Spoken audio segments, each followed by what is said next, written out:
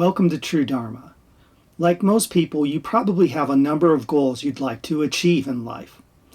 Some of these goals may be short-term goals such as cleaning the house or getting a promotion at work, while others are long-term objectives, like finishing college, getting married and raising a family, or perhaps retiring from your career by a certain age.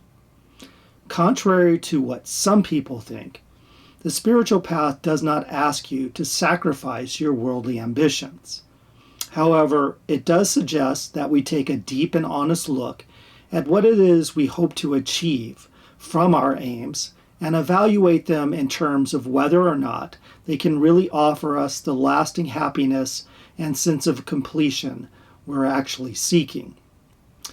In this video, I'm going to discuss how our search for future happiness, by whatever means, may actually be preventing us from being happy right now in the present moment, and how we can achieve a more balanced, naturally joyful, and grateful state of mind immediately, independent of our life circumstances. All this coming up right after this.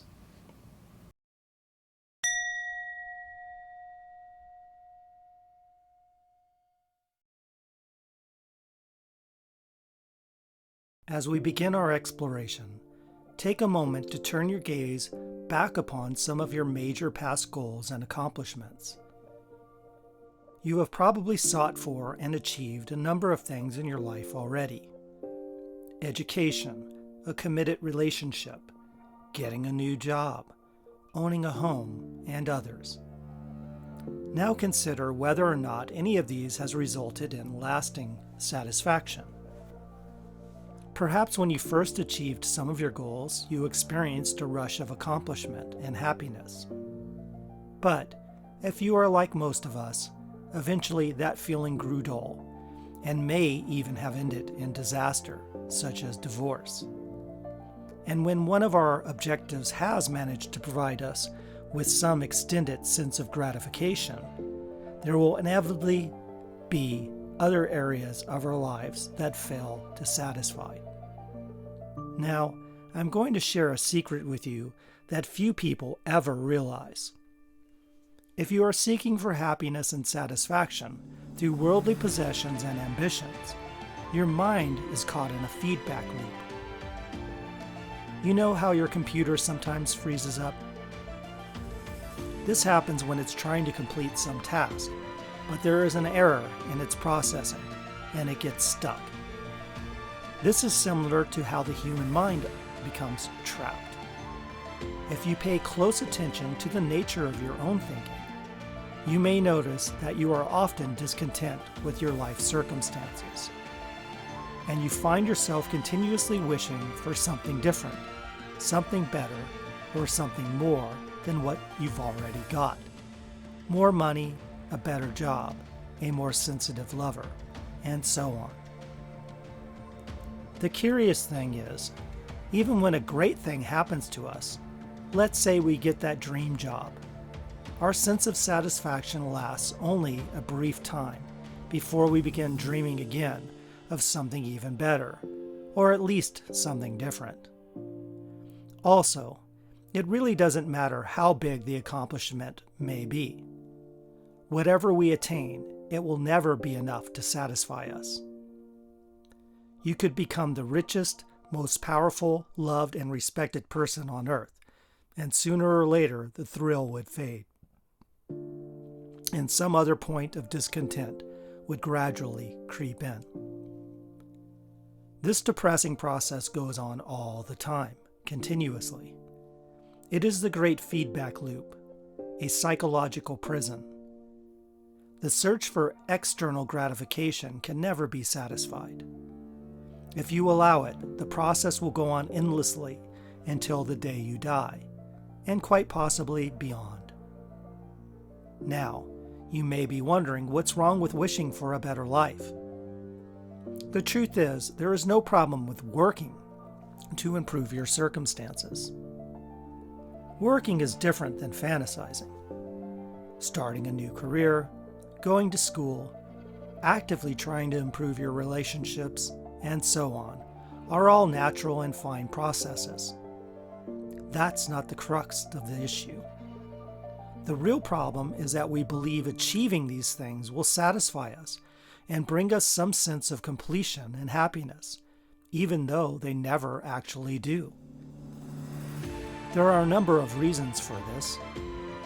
For one, when we are wishing for something more, on a rudimentary level, instead of focusing on all that we have and the things that are going well in our life, we get stuck on what's missing and what could be better. This in itself is a depressing state because we are focusing on our sense of deprivation. Far more problematic, however, is that when you are busy wishing for a better future, you psychologically remove yourself from the present reality. You are instead fantasizing about some future moment that doesn't even exist, and in most cases probably never will. This actually produces a dreamlike state in which the beauty, depth, and vividness of life is dulled and becomes a mere backdrop to your fantasy world. On the other hand, when you challenge your incessant urge to seek for gratification through fantasies of a different future and instead ground yourself in the here and now, you awaken to a state of instant and deep satisfaction, no matter what your life circumstances happen to be. This experience of immediate awakening is true happiness. And if you go deeply into it, even the exterior world may become suddenly alive. Colors are more vivid, and the old familiar objects of the ordinary world take on a luster, sheen, and a magnificence unlike anything you've seen before. It is as if the whole world has been freshly washed, pressed, and laid before you, newborn. More remarkably, there comes an inner spaciousness and deep peace, which there are no words to describe. It is this state alone that can fully satisfy us, and once you have experienced it, you will never be satisfied with anything less. Ironically, then, the secret of happiness is to stop seeking it in your own way through better circumstances and start accepting and appreciating your immediate reality and presence, independent of the passing scenery of your life. You can practice this acceptance anytime, anywhere. To recap then, there is really nothing wrong with working to improve your circumstances, but such goals should not be your primary focus.